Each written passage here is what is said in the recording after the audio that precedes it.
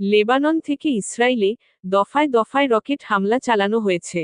Israeli সেনাবাহিনী জানিয়েছে, শনিবার 22 মার্চ তারা লেবানন থেকে উত্তর ইসরায়েল সীমান্ত নিক্ষেপ করা 3টি রকেট প্রতিহত করেছে।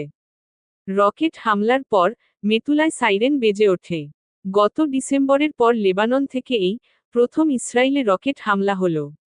আল জাজিরার এক প্রতিবেদনে বলা হয়েছে, রকেট হামলার পর ইসরায়েলি সামরিক বাহিনী দক্ষিণ লেবাননের ইয়াহমোর শহরের উপকণ্ঠে পাল্টা গোলাবর্ষণ করছে। তবে এসব সংঘাতে এখনও পর্যন্ত কোনো হতাহতের খবর পাওয়া যায়নি। লেবানন ভিত্তিক হিজবুল্লাহ সংগঠনও এখন পর্যন্ত ওই হামলার বিষয়ে কোনো মন্তব্য করেনি। মঙ্গলবার ইসরায়েলি বাহিনীর হামলায় গাজায় 2 শতাধিক শিশুসহ 6 শতাধিক ফিলিস্তিনি নিহত হয়েছেন। জবাবে ইয়েমেনের হুতি বিদ্রোহীরা ইসরায়েলকে লক্ষ্য করে একাধিক ক্ষেপণাস্ত্র হামলা চালিয়েছে। অন্যদিকে গত অক্টোবরের পর শুক্রবার প্রথমবারের মতো ইসরায়েলে অন্তত 3টি রকেট হামলা চালিয়েছে হামাস।